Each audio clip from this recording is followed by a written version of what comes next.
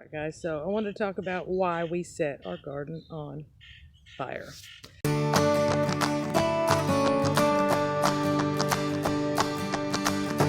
One of the reasons we set this garden on fire this year, this entire area that we were working on used to actually be cedar trees and a few pine trees. It was full of vines and brambles and branches, and I'm going to try to find a picture to show you guys. I can't explain it, but there were literally probably 10 or 12 trees over here in this garden area.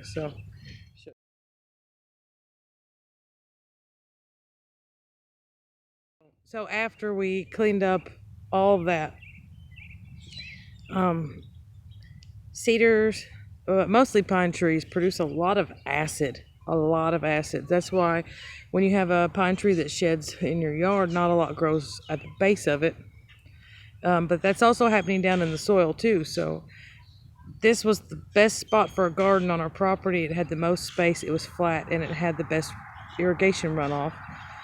So we had to remove all of these cedar trees and all of these bushes and wildflowers and everything to get to the soil. And so over the last couple of years, my husband Stephen has been spending a lot of time building up his compost and making compost and layering the ground out here. So last year it was like he did a layer of leaves and clippings off of the yard, and then he'd do a layer of compost, and then we have a lot of the cedar wood chips from the chicken brooders, and we would scatter that on there too.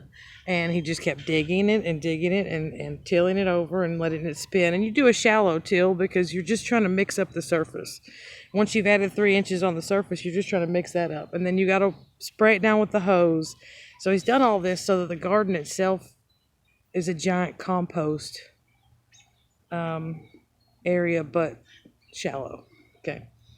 So, but one of the best things you can add to your garden to try to balance out the pH is carbon. And carbon is anything that's dead material. So, and the fastest way to get carbon, if you don't want to wait, is wood ash.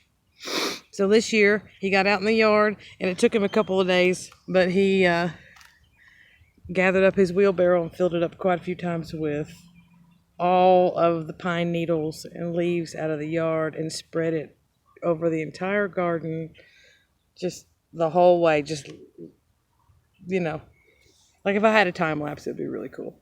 So you could see it, how he did it.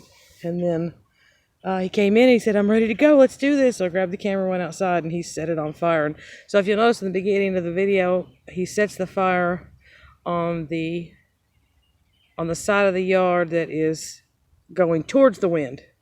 So it burned very, very slowly, and he did this to make a fire break so that when he lit the fire on the other side of the garden and the wind blew it this way and it was going to go quickly, it would meet the first fire that was causing a fire break. So that prevents it from spreading outside of the yard.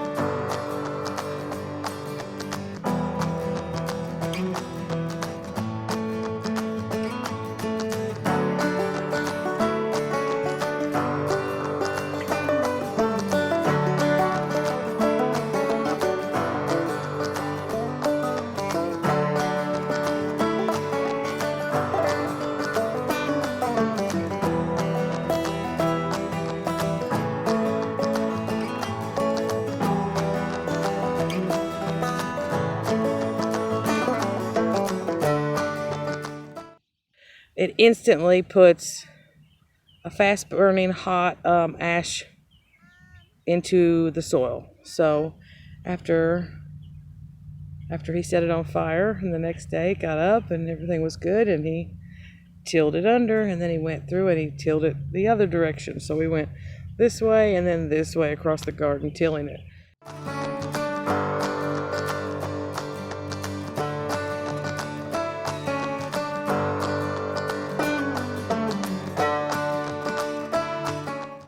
And it was a deep till the first time, and a shallow till the second time. And I know there are a lot of people that are like, no till, no till. But when you're recovering land or soil or trying to bring it back, and we don't have cattle, we don't have large livestock, we can't do dense grazing methods, we can't let them plow out the dirt up themselves. We have to use what we have, and what we have is a tiller. So this tiller is necessary here. So doing this deep till, you're drawing up all these nutrients from way down deep into the soil, a lot of carbon, and it's like a power cell down there. It's full of nutrition and carbon, and you're not going to get that if you just build on top of it, because it is already layers. So deep tilling is necessary. It's not maybe necessary every time in every situation, but it is still useful, and it's part of the life of a grower. For all the things that we care about and all the things that we love, and we enjoy growing our own food, we enjoy taking care of ourselves. Doesn't matter how hard we work, doesn't matter what we do. There's only one thing on this farm that will never be sustainable, and that is us. People, we're not sustainable, and it's part of our curse. You know, God gave it to Adam to take care of nature and the animals and the creatures in the garden, and part of the sacrifice of us being here on this earth is that we have to do a little bit of damage to create life or sustain our own life. And I think that we have to come to terms with that at some point, that our existence here does do damage, but we have got to be responsible, and we have got to be caretakers, and we have got to nurture and replace more than we take. So that's what we're trying to do here. We're not just trying to take.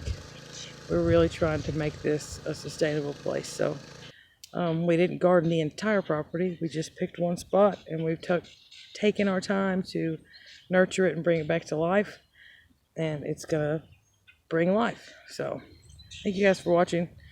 Don't forget to like, share, subscribe. Check us out on goingoffgrid.shop. Also find Bluegrass Homestead on Facebook and Instagram. We're on there more often than here, so let us know what you think, and have a great day. Bye.